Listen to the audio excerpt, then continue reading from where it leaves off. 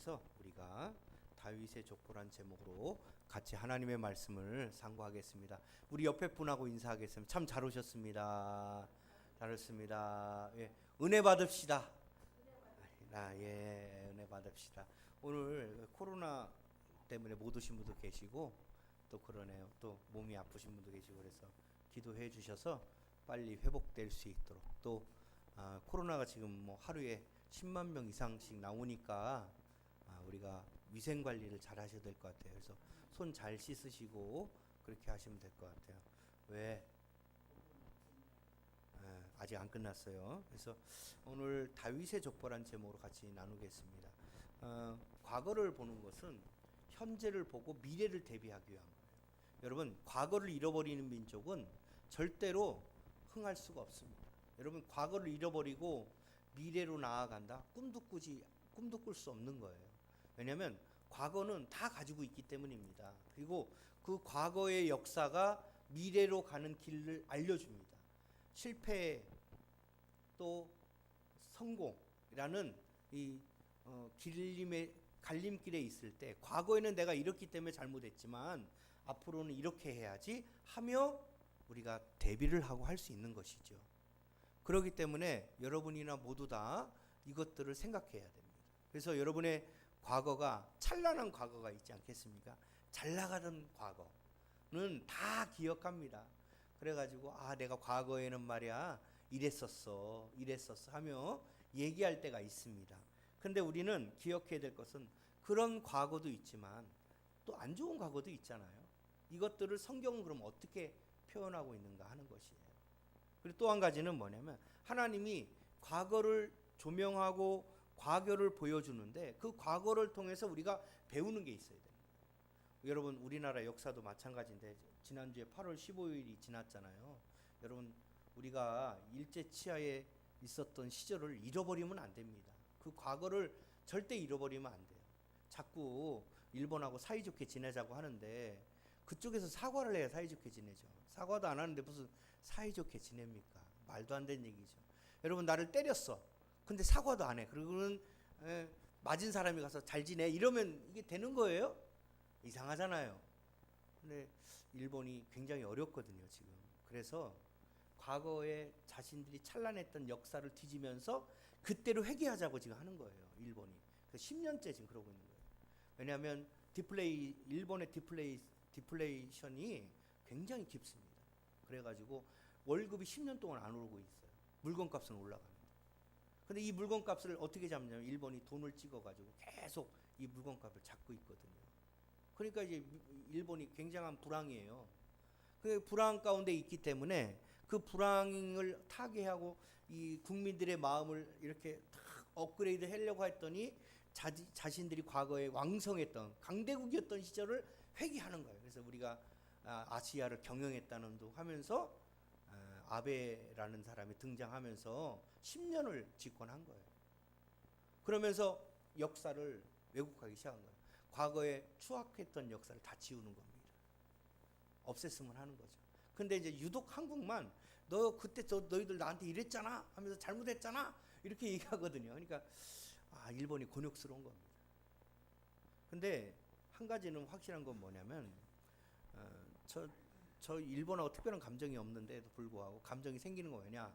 과거가 있기 때문에 그래요. 과거에 우리나라를 침범해서 강제로 청년들을 잡아가서 일시키고 노동 임금도 제대로 안 주고 여자들 잡아가가지고 또 온갖 어려운 일 다 시켰잖아요. 그 사과하라는데 사과하지도 않죠. 배상을 했더니 배상도 안 합니다. 근데 그 국내에 많은 사람들이 또 거기에 동조해가지고 그렇게 하는데 그런 역사의식으로는 안 되는 거예요. 여러분, 가해자가 사과를 해야 피해자가 받아주죠. 가해자는 사과도 않는데 피해자가 어떻게 받아줘요? 말도 안 되는 얘기입니다. 그럼에도 불구하고 우리는 역사를 잃어버리면 안 됩니다. 과거에 일본이 우리를 지배했는데 왜 그랬냐는 것을 우리가 깨닫고 우리가 국력이 없으니까 그런 거예요. 여러분, 국력이 세면 말도 안 겁니다. 건들지도 않아요. 근데 우리가 국력이 약했기 때문에 그 지도자들이 올바른 판단을 못했기 때문에 그렇게 된 거예요. 결국에는 우리가 힘이 없는 나라였기 때문에 그런 결과를 낳은 겁니다. 우리가 이 시대를 읽고 나라가 융성하고 강성해지려면 좋은 지도자들을 많이 배출하고 우리가 길러내야 됩니다. 그래서 이 나라가 세계에 복음을 수출하는 나라로 성장할 수 있도록 해야 되죠. 이 역대기는 이 역사를 보여주는데 하나님은 어떤 역사를 보여주냐면 다윗의 역사를 보여줘요. 다윗의 역사를 보여주면서 다윗이 그의 가정을 보여주고 있어요. 그러면서 하나님이 약속했거든. 사무엘 7장에 뭐라고 했냐면 내가 내 자손이 왕이 끊어지지 않게 해준다고 했거든. 실로가 끊어지지 않겠다. 또 유다에게 약속했거든요. 네 후손이 하나님이 다스리는 자가 계속 나올 것이다라고 그리고 약속했거든요. 근데 하나님은 어떻게 하냐면 과거에 약속하신 것을 잃어버리지 않는다는 거예요. 잃어버리지 않고 그 약속을 하나님이 어떻게 해요? 딱딱딱딱 지킨다는 것을 역사를 통해서 보여주는 거예요. 그래서 다윗 왕가의 아들이 다윗의 아들 솔로몬이잖아요. 솔로몬의 아들 르호보암의 그 아들 해서 하나님이 이스라엘을 멸망시킬 때까지 다윗의 왕가를 계속 유지시켜줘요. 왜? 하나님은 약속의 하나님이라는 거예요. 여러분, 하나님께서 나에게 약속하신 것, 하나님이 성경을 통해서 나에게 약속하신 것은 하나님이 지키신다는 거예요. 역사를 통해서 그걸 아셔야 되는 거예요. 이 시대에도 하나님 살아계십니다. 그 살아계신 하나님이 성경을 통하여 우리에게 날마다 약속하시거든요. 그 약속을 잃어버리지 않는 자는 살아남는 거예요. 하나님께서 우리에게 내가 너를 영원히 사랑한다고 하셨는데 그 사랑한다는 것을 잊지 않는 거예요. 근데 사람이 말이죠, 그 사랑을 잃어버리거든. 우리도 그렇거든요. 부모가 자녀를 사랑하잖아요. 여기에는 불변의 법칙이 있어요. 그래가지고 절대 부모는 자녀를 사랑해요. 근데 자녀가 그걸 이해를 못할 때가 많거든요. 어느 날 그 아들이 성적표를 가져왔는데 성적표에 올가야 옛날엔 수미양가였잖아요. 미양가, 미양, 양미 이렇게 나와요. 그러면 부모가 그 성적표 보고 아들한테 얘기하겠죠. 참 잘했어 이러니까 이놈의 자식 그렇게 부모가 말이 너 공부하라고 뒷바라지하고 뭐 다 했더만 이게 뭐냐? 에? 당장 나가! 그러면 이 부모가 아들에게 그러겠다. 아버지는 나를 사랑하지 않는군요. 나를 나가라고 하셨어요. 예, 그 말에 순종하겠습니다 하고 나가는 아들이 미련한 아들이에요. 뭐예요? 똑바로 해라 라는 의미잖아요. 근데 아들들은 어떻게 하냐? 진짜로 받아들이더라고요. 사춘기 애들은 그걸 사실로 받아들여. 정말 나가라고 그랬어? 나갈 거예요. 그리고 문 쫙 닫고 나가는 거예요. 가출해 버리는 거죠. 그런 아들들이 있더라니까요. 우리 주위에. 근데 하나님은 우리에게 뭐라고 하냐면 너희를 끝까지 사랑한다. 그 약속을 하나님이 지키신 것을 과거를 통해서 우리가 보게 되는 겁니다. 여러분, 하나님의 말씀의 약속이 불변해요. 또 그 약속을 하나님은 지키셔요. 그렇기 때문에 이 성경에 약속된 말씀을 여러분이 믿고 나아가는 여러분 되시길 주님의 이름으로 축원합니다. 여러분 30년 전에도 100년 전에도 하나님은 똑같아요. 약속하시고 지키시고 인도하시고 또 반대로 하나님은 그 하나님께서 역사하시는 사람들 끝까지 붙드시고 인도한다는 사실을 우리가 잊지 않고 살아가는 우리 성도님들 되셔야 되는 거예요. 그렇기 때문에 말씀을 사모하는 자마다 하나님께 복이 있는 거예요. 왜? 말씀을 알기 때문에 그 말씀을 지키고 인도하기 때문입니다. 여러분 다윗이 여러분 생각할 때는 위대한 사람처럼 보이지만 사실 그렇지 않아요. 다윗의 가정은 콩가루 집안입니다. 한마디로 얘기하면. 근데 하나님은 왜 이를 사랑했을까 하는 거죠. 그것은 뭐냐면 다윗은 하나님을 어떤 것보다 최우선했어요. 어떤 것보다 최우선했어요. 좋은 예로 여러분도 우리 성경을 보면 이제 알겠지만 다윗이 범죄하거든요. 남의 아내를 데려다가 자기 아내 삼아요. 그래가지고 이거 사실이 발각될까봐 그 남편을 전쟁터에서 죽여요. 아무도 몰라. 근데 선지자 나단이 가가지고 왕이여, 아니 양 99마리 집에 손님이 왔어. 그런데 99마리 양이 있는데 그 양을 잡지 않고 가난한 농부의 양 한 마리 있는 집에 가가지고 그 양을 갖다가 손님 대접한다고 강제로 뺏어가지고 양을 잡았어. 그러면 왕이 어떤 이 사람을 어떻게 처벌해야 됩니까? 야, 내가 다스리는 나라에 그런 놈이 있어? 그러면서 막 흥분해가지고 죽여야 된다고 하는 거예요. 그러니까 나단이 뭐라 하는 당신이라고 남의 하나를 뺏어오지 않았냐고. 그럴 때 왕이 선지자를 야, 저 바른 말한 선지자 죽여 해도 아무도 누가 뭐라 하지 않아요. 그런데 그 하나님의 말씀을 증거하는 나단 선지자가 이야기할 때 다윗이 회개하는 거예요. 잘못했다. 그리고 침상이 젖도록 기도하는 거예요. 용서해달라. 그게 다윗인 거예요. 여러분, 우리가 흠이 있어요. 그릇이 깨끗하면 좋겠지만 금도 가고 때로는 부족한 것도 있어가지고 연약하지만 하나님을 사랑하는 마음은 뜨겁다는 거예요. 하나님의 말씀을 듣는 그 자세는 변함이 없는 거예요. 그게 다윗인 거예요. 그래서 사도행전에 뭐라 그러냐면 다윗의 하나님 마음에 합한 사람이 누구냐? 다윗이다. 하나님 마음에 든 거예요. 여러분, 하나님은 하나님께 나와서 회개하고 하나님 저를 붙잡아 달라고 애원하는 자를 기뻐 받으시는 거예요. 그 사람을 좋아하시는 거예요. 여러분, 흠이 없는 사람이 있습니까? 없어요.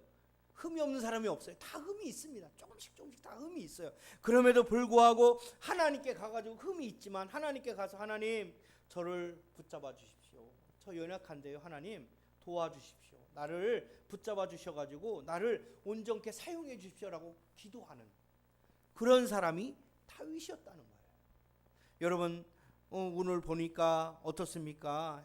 이 다윗이 헤브론에서 7년 6개월 동안 다스렸는데 거기에 암논, 둘째 다니엘, 그다음에 압살롬, 아도나이 있었는데 전부 다 뭐 어떤 사람들이냐면 반란을 일으키고 했던 사람이죠. 여러분, 압살롬 아시죠? 아버지의 왕위를 탐해가지고 전쟁을 일으킨 아들이에요. 또 암논은 뭐예요? 다말 이복 동생 여동생을 강제로 이렇게 한 거예요. 덮친 거예요. 그런 아들들 가운데 있었어요. 그렇게 정말 추악하고 더러운 집안의 그런 가족이지만 그럼에도 불구하고 하나님은 이 다윗을 사랑했다. 그리고 또 뭡니까? 솔로몬은 어떤 사람이에요? 남의 아내를 취해가지고 낳은 아들이 누구예요? 솔로몬. 그런데 하나님은 이 사람을 들어서 쓰시는 거예요. 왜? 연약하지만 하나님을 의지하기 때문에 그런 거예요. 부족하지만 하나님만 의지하고 나아가는 사람인 겁니다. 절저히 하나님 앞에 회개하고 돌이키는 사람이기 때문에 하나님이 쓰시는 것이고 붙잡아 주시는 것이고 사랑하시는 거예요. 자식 중에 제일 미운 아들이 뭐냐면 맞으면서도 잘못했다는 소리를 안 하는 거예요. 이놈의 새끼 그냥 맞으면 아빠 잘못했어요 하면 됐겠는데 안 해. 그러니까 매를 더 버는 거예요. 이런 아들보다 아빠 맞기 전에 벌써 아빠 잘못했어요. 엄마 잘못했어요. 용서해 주세요. 다음부터 안 그럴게요. 이러면 매를 덜 맞아요. 근데 이놈의 자식들은 아들이 말 안 들어요. 그러면 매에 오른팔에 힘이 확 들어가죠. 미련한 거예요. 하나님도 마찬가지예요. 하나님 앞에 잘못한 게 있거든. 여러분 당장 무릎 꿇으면 돼요. 무릎 꿇고 하나님 잘못했습니다. 저를 용서해 주세요. 다시는 이런 죄 가운데 빠지지 않도록 하나님 불쌍히 여겨 주십시오. 하나님 도와주십시오. 네, 앞으로 이렇게 안 하겠습니다. 하나님 도와주십시오라고 기도하는 자를 하나님 쓰시는 거예요. 다윗이 그래요. 여러분의 삶에 돌아볼 때 여러분 용서를 구하는 사람이 쓰임 받습니다. 하나님 저를 용서해 주세요. 제가 잘못했습니다. 다시는 그렇게 하지 않겠습니다. 하는 그런 사람 변명하고 또 핑계를 대가지고 그 위기를 모면하려고 하는 사람은 하나님 쓰지 않습니다. 하나님 앞에 정직하게 회개하고 돌이키는 자를 하나님 쓰시는 거예요. 그래서 이스라엘의 이 왕들 중에 보면은 잘못했잖아요. 때로는 하나님 앞에 범죄하잖아요. 그래도 그 범죄한 사람들이 하나님 저 용서해 주세요 하면 하나님 언제든지 용서해 주세요. 용서의 하나님이니까요. 여러분 하나님은 과거를 묻지 않고 현재를 봐요. 현재를. 너희들 과거 이렇게 잘못했지? 그렇지만 회개하면 내가 너를 다시 사용한다 하는 게 하나님의 법칙인 거예요. 그렇기 때문에 여러분이 하나님 앞에 범죄해가지고 도저히 하나님 앞에 나갈 수 없는 그런 존재일지라도 회개하고 돌이키고 나아오면 하나님은 여러분을 둘째 아들 맞이하듯이 기뻐 가락지를 끼고 짐승을 잡아서 잔치를 하는 거예요. 아들이 있었는데요. 첫째 아들은 집에서 확 일 잘해요. 근데 이 둘째 아들이 뭐냐면 아버지 돌아가시면 나한테 재산 주실 거잖아요. 아버지 저희 재산 좀 주세요. 아버지가 그 재산을 줘. 그랬더니 이 아들이 이 재산을 가지고 가가지고 나가서 이 사업을 한다고 막 사람들 만나고 뭐 하니까 돈을 팍팍팍 쓰는 거예요. 돈이 남아 차곡차곡 쌓이겠습니까? 막 친구들이 와가지고 같이 뭐 놀고 하니까 돈이 다 나간 거예요. 나중에 보니 알거지가 됐네. 그러니까 친구들이 한 놈씩 떠나. 돈은 없는 줄 알고. 그리고선 어떻습니까? 배고프니까 먹을 게 없어요. 돼지 밥 뺏어 먹고, 예? 요즘으로 게사료를 먹는 거예요. 얼마나 극한 가난 가운데 빠진 겁니다. 그런데 그럼에도 불구하고 이 둘째 아들이 어떤 생각을 하냐면 아버지 집에 가면 밥 굶진 않을 텐데, 내가 일은 해도 밥을 굶진 않을 텐데 아버지한테 가서 용서를 빌자. 그리고선 이 둘째 아들이 마음을 다잡고서 아버지한테 가요.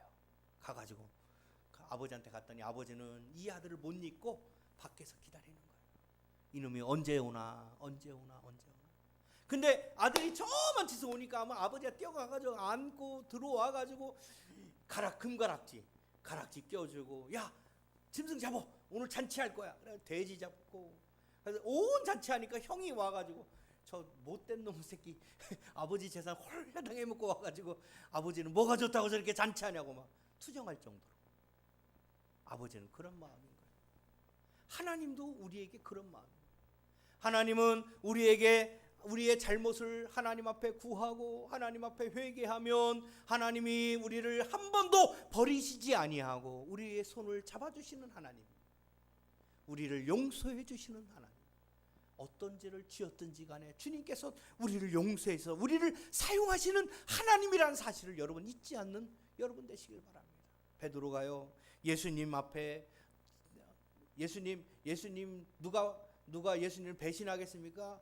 나는 절대 배신하지 않습니다. 내가 생명을 바쳐서 예수님 보호하겠습니다 했는데 베드로가 그렇게 얘기했거든요. 그랬더니 예수님이 십자가에 잡혀갔는데 그 잡혀간 곳에 예수님이 어떻게 되나 쫄랑쫄랑 쫓아갔어요. 그랬더니 이렇게 불을 쬐고, 이제 밤이니까 불을 쬐고 있는데 종이 하나가 물어보는 거. 이 사람 나사렛 말 쓰네. 예, 나사렛 사투리 쓰네. 너 혹시 저기 잡혀있는 예수랑 같이 다니던 제자 아니야? 그랬더니 베드로가 속에서 갑자기 튀어나온 거래요. 난 예수 몰라. 야, 그 XX 하면서 욕하면서 부인했거든요. 그리고서는 뭐라고 했냐면 그 새벽에 꼭교 하는 거예요. 예수님 얘기했거든. 닭 울기 전에 너가 나를 3번 부인한다. 근데 정말 그 말씀처럼 3번 부인해요. 그리고서는 이 베드로가 거기서 뛰쳐나갑니다. 왜 뛰쳐나갔겠어요? 회개하라. 그때 예수님께서 그의 눈이 마주쳤어요. 부끄럽고 창피하고 잘못한 걸 알기 때문에 밖으로 뛰쳐나갑니다. 그리고 나중에 예수님이 이 베드로를 찾아와요. 뭐라고 하냐면, 야, 너가 나를 사랑하느냐? 너 나 배신했지? 이렇게 물어보지 않아요. 다시 만났거든요. 만나 뭐라고 하냐? 너 나 사랑하느냐? 하니까, 예, 주께서 아십니다. 내 양을 먹이라, 내 양을 치라. 이렇게 예수님이 권면 3번 하시거든요. 과거를 주님은 묻지 않고요, 미래를 물어봅니다. 네가 해야 될 일을 물어보는 거예요. 하나님 앞에 죄송하고 하나님 앞에 범죄한 일이 있거든 여러분 회개하시길 바랍니다. 회개하면 하나님은 여러분을 버리는 것이 아니라 여러분을 감싸요. 여러분의 손을 잡아줍니다. 여러분을 안아주십니다.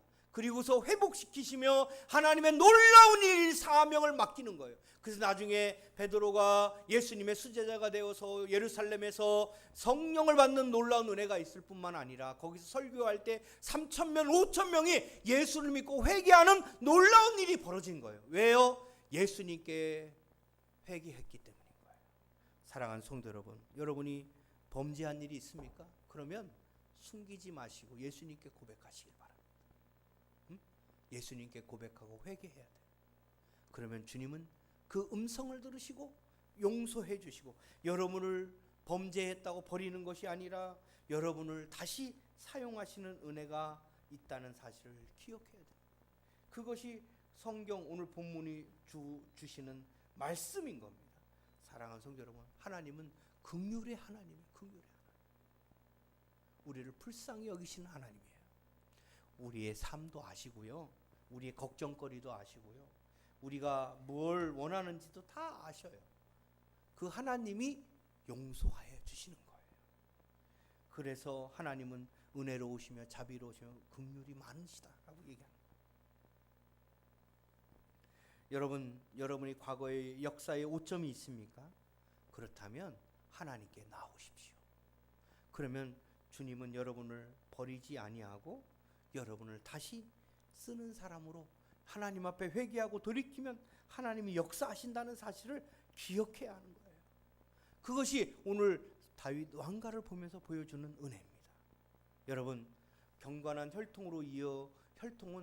경건은 혈통으로 이어지지 않는다는 거예요. 다윗이 하나님을 그렇게 사랑했잖아요. 근데 그 아들들은 어떻습니까? 면면히 보면 범죄하고 또 반역을 저지르고 온갖 범죄 가운데 있는 아들들이 있단 말이죠. 여러분의 자녀가 내가 경건하기 때문에 우리 자녀도 경건할 것이다 라고 착각하면 안 됩니다. 혈통으로 되는 게 아니에요. 어떻게 됩니까? 예수 그리스도를 믿음으로 그들이 새롭게 되는 거예요. 여러분, 다윗의 왕가 중에 말년에 초반에는 솔로몬이 하나님을 경건하여 지혜를 받았지만 말년에는 타락했습니다. 아비야는 악했고 그의 아들 아사는 비교적 경건했지만 아시아는 악했습니다. 요아스는 대제사장 여호야다가 교훈을 받아 경건했지만 여호야다를 죽이는 사람이 누구였어요? 아들을 죽인 사람이 누구였어요? 누구야? 여호야다의 아들을 죽인 게 요아스예요. 나중에 악하게 되죠. 히스기야는 경건하였으나 그의 아들은 므낫세, 심히 악한 왕이 그 아들의 통해서 나왔어요. 여러분, 혈통으로 예수 믿는 게 아니에요. 오직 예수 그리스도를 믿는 사람만 구원받고 천국 가는 것이지, 내가 우리 아내가 믿는 예수님의 아내 치맛자락 붙잡고 천국 가겠다, 이거 꿈도 꾸지 말아야 됩니다. 네? 반대도 마찬가지예요. 내가 예수 믿으니까 우리 아들은 반드시 구원받을 거야, 이거 착각이에요. 지옥 갈 수도 있는 거예요.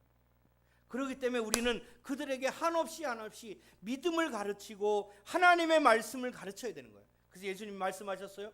육에서 난 것은 육이시오 성령으로 난 것은 영이니라고 했습니다. 여러분, 부모가 믿는다고 자녀들이 자동적으로 믿음을 갖지 않아요. 자녀들이 또 반대로 부모가 악하다고 자녀들이 반드시 악한 자녀가 나느냐? 그렇지 않습니다. 믿음과 경건은 단순히 혈통에 따라 유전되지 않아요. 사람의 믿음과 경건은 오직 하나님의 은혜와 긍휼로 이루어지는 거예요. 그렇기 때문에 우리 자녀들이 하나님의 긍휼을 알도록 위하여 기도하셔야 됩니다. 저도 마찬가지고요. 우리 자녀들 키우는 부모님들, 자녀를 위한 기도가 필요한 것입니다. 어떻게 해요? 하나님의 은혜와 긍휼이 우리 자녀들이 알게 해 주십시오. 하나님의 은혜를 깨닫게 해 주십시오 라고 이야기해야 하는 것입니다.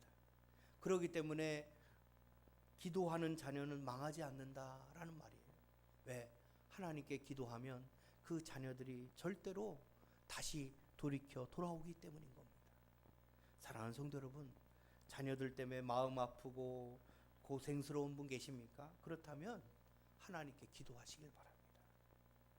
그러면 하나님이 그 기도를 들으시고 역사하신다는 거예요. 오늘 다윗 왕가에서 보셨잖아요. 히스기야가 얼마나 위대한 왕입니까? 그런데 그 아들은 므낫세예요. 가장 이스라엘에서 악한 왕이었어요. 그 아들이에요. 그렇기 때문에 그 아들을 위해서, 자녀를 위해서 기도하고 은혜 가운데 이 믿음의 유산을 넘겨주기 위해서 기도해야 돼요. 그래서 잠언 22장 6절에 마땅히 행할 길을 아이에게 가르치라. 그리하면 늙어도 그것을 떠나지 아니하리라 했습니다. 아이를 훈계하지 아니치 말라. 채찍으로 그를 때릴지라도 죽지 아니하리라. 그를 채찍으로 때리면 그 영혼을 음부에서 구원하리라. 매를 들어서라도 아이들의 믿음의 양육을 하라는 거예요. 에베소 6장 4절에 아비들아 너희 자녀를 노엽게 하지 말고 오직 주의 교양과 훈계로 양육해라 라고 말하고 있습니다. 자녀들은 정말 어려운 것 같아요. 그런데 한 가지 사실은 뭐냐, 자녀를 위한 기도가 멈추지 말아야 된다. 어거스틴이라는 사람이 있었습니다. 이 어거스틴은요 정말 전 세계 신학자 중에 넘버원입니다. 대단하신 분이에요. 근데 그가 젊을 때예요. 아버지 어머니 밑에서 자라지 않았겠습니까? 그런데 이 아들이 허랑방탕했어요. 그래가지고 미성년인데도 불구하고 아들을 낳아가지고 결혼도 안 했는데 그런 일이 벌어졌어요. 뿐만 아니라 온갖 것들을 다 저지르고 사고치고 막 그랬어요. 근데 어머니 모니카가 이 아들을 위해서 눈물로 기도했어요. 근데 그 눈물로 기도하니까 하나님이 이 어거스틴이라는 사람을 나중에 어떻게 해요? 세계적인 신학자로 하나님이 만드시는 거예요. 비록 어머니의 기도가 작은 소리라 할지라도 하나님은 그 기도를 통해 역사하시는 거예요. 연약한 여인의 목소리로 기도한다 할지라도 하나님은 그 기도를 통해서 하나님의 놀라운 일들을 일어나게 하는 것입니다. 그렇기 때문에 사랑하는 성도 여러분, 우리가 자녀의 양육을 위하여 기도하는 거예요. 오늘 역사를 보면 아버지가 아들 계속해서 나오는데요. 그 아들 가운데 경건하지 않은 아들이 나옵니다. 그럼에도 불구하고 부모들은 어떻게 되겠습니까? 이 자녀들을 위해서 기도하고 이 자녀들을 위해서 훈계하고 이 자녀들을 위해서 눈물로 기도하는 부모가 우리 가운데 있어야 되는 것입니다. 그럴 때 이 자녀들이 꼭 잘못 가다가도 다시 돌아오는 거예요. 잘못 걸어가다가도 돌이키는 것입니다. 그것이 하나님이 우리에게 보여주는 역사인 거예요. 하나님이 그 은혜를 베풀어 달라고 기도하셔야 되는 것입니다. 그래서 오늘 말씀을 맺으면 이렇습니다. 하나님은 흠이 많은 사람도 쓰셔요. 어떻게 해요? 회개해서 회개하면 하나님 쓰시는 거예요. 여러분 회개할 때 하나님 쓰시는 거예요. 그렇기 때문에 여러분이 하나님 은혜 가운데 돌아오시길 바랍니다. 또 우리 역사를 보면 자녀들이 잘 되는 자녀도 있고 잘 못 되는 자녀도 있고 믿음이 있는 자녀 있고 믿음이 없는 자녀들 나올 텐데 그럴 때 부모들이 해야 될 건 뭐냐? 기도해야 돼요. 하나님 도와달라고. 이 자녀가 하나님의 음성을 듣게 해달라고. 하나님이 역사해달라고. 기도하며 이 자녀들을 향하여 눈물 흘리는 부모님들이 되셔야 됩니다. 자녀 여러분, 부모님에게 효도하시길 바랍니다. 그것이 당연한 거예요. 그래서 부모님을 기쁘게 해드리는 우리 사랑하는 성도님들 되시기를 주님의 이름으로 축원합니다. 기도하겠습니다. 사랑과 은혜가 풍성하신 아버지 하나님 감사합니다. 이 아침 주님 앞에 예배하며 찬양하며 나아갑니다. 하나님 비록 죄에 범죄하였어도 하나님 앞에 나아가면 주님은 우리에게 은혜를 베푸사 우리를 구원하시고 우리의 죄를 용서하여 주시며 하나님의 뜻 가운데 살아가게 하시니 감사합니다. 하나님 우리가 하나님의 은혜대로 살게 해주시고 하나님의 은총대로 살아가는 저희들 되도록 인도하여 주시옵소서. 아버지 하나님 이 다윗의 왕가를 보면서 하나님의 은혜를 깨닫고 긍휼이 많으신 하나님을 찬양하는 우리